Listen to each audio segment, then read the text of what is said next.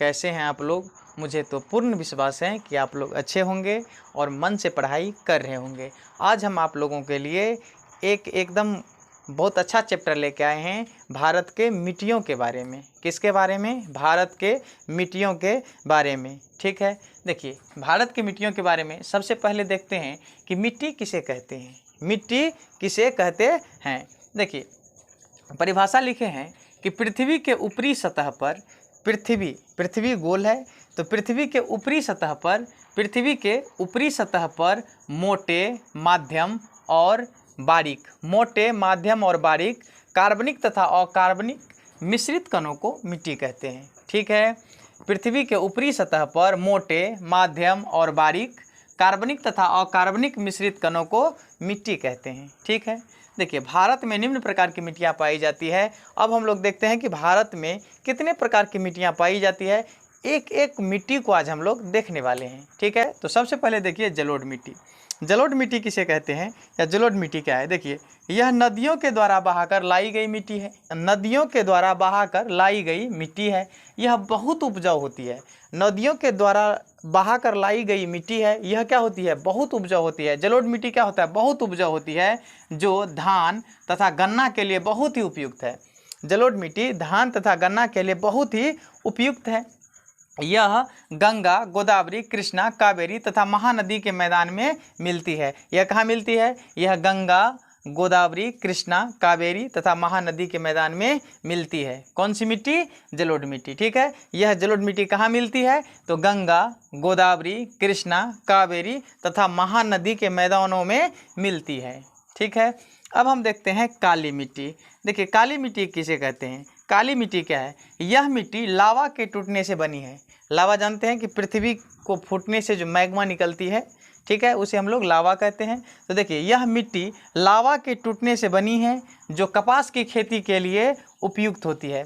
काली मिट्टी किसके लिए उपयुक्त होती है? कपास की खेती के लिए उपयुक्त होता है। काली मिट्टी किसके लिए उपयुक्त होता है? कपास की खेती के लिए उपयुक्त होता है। ठीक है, उपयुक्त होती है। यह महाराष्ट्र, मध्य प्रदेश, गुजरात, आंध्र प्रदेश तथा कर्नाटक में पाई जाती है। कौन सी मिट्टी? काली मिट्टी। तो देखिए काली मिट्टी का निर्माण कैसे होता है? लावा को टूटने से। काली मिट्टी का निर्माण कैसे होता है? लावा को टूटने से। ठीक है, टूटने से बनती है, जो कपास की खेती के लिए उपयुक्त होता है। काली मिट्टी किस खेती के लिए उपयुक्त होता है? तो कपास की खेती के लिए उपयुक्त होता है। यह काली मिट्टी कहाँ कहाँ पाई जाती है भारत में? तो यह महाराष्ट्र, मध्य प्रदेश, गुजरात, आंध्र प्रदेश तथा कर्नाटक में पाई जाती है। ठीक है, अब हम लोग देखते हैं लाल मिट्टी। कौन सा मिट्टी? लाल मिट्टी। देखिए लाल मिट्टी किसे कहते हैं? इसमें लोहे का अंश अधिक होने के कारण इसका रंग लाल होता है। इस मिट्टी में लोहे का कण अधिक होने के कारण यह मिट्टी क्या होता है? लाल होता है। ठीक है, यह मिट्टी कहाँ कहाँ पाई जाती है भारत में? तो यह मिट्टी मध्य प्रदेश, छोटा नागपुर, उड़ीसा, आंध्र प्रदेश, तमिलनाडु और कर्नाटक के कुछ भागों में पाई जाती है। कौन सी मिट्टी?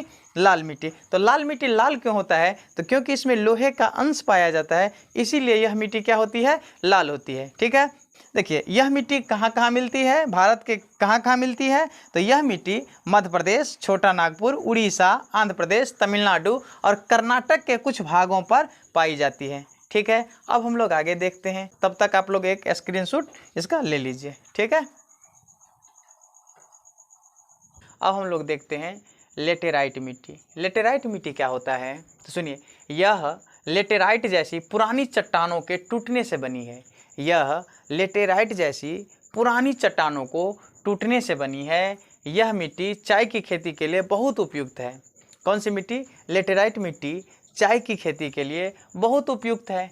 यह पूर्वी घाट, पश्चिमी घाट, राजमहल तथा असम में पाई जाती है। यह कहाँ कहाँ पाई जाती है? यह जो लेटेराइट मिट्टी है कहाँ कहाँ? पूर्वी घाट, पश्चिमी घाट, राजमहल तथा असम में पाई जाती है। ठीक है, आगे देखते हैं हम लोग मरुस्थलीय या रेताली मिट्टी। मरुस्थलीय मिट्टी या इसी का नाम है रेताली मिट्टी। ठीक है, मरुस्थलीय या रेताली मिट्टी। देखिए इस प्रकार के मिट्टी में जीवाश्म का अभाव होता है। किस मिट्टी में?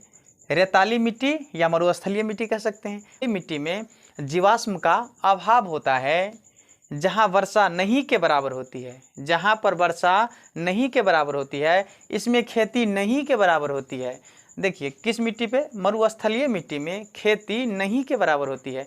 मरुस्थलीय मिट्टी में खेती नहीं के बराबर होती है। अब राजस्थान में इस प्रकार की मिट्टी पाई जाती है। मतलब मरुस्थलीय मिट्टी भारत के किस राज्य में पाई जाती है, तो राजस्थान में।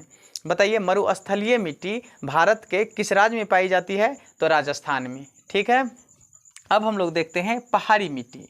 देखिए यह मिट्टी पहाड़ के ढालों पर मिलती है। यह मिट्टी पहाड़ के ढालों पर मिलती है, ठीक है, जो चिकनी होती है।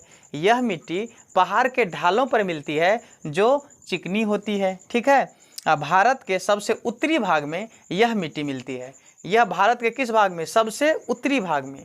कौन सी मिट्टी, तो ये आपको पहाड़ी मिट्टी। पहाड़ी मिट्टी भारत के सबसे उत्तरी भाग में मिलती है। ठीक है, पहाड़ी मिट्टी जो होता है यह भारत के सबसे उत्तरी भाग में मिलती है, जैसे जम्मू कश्मीर के एरिया सब में।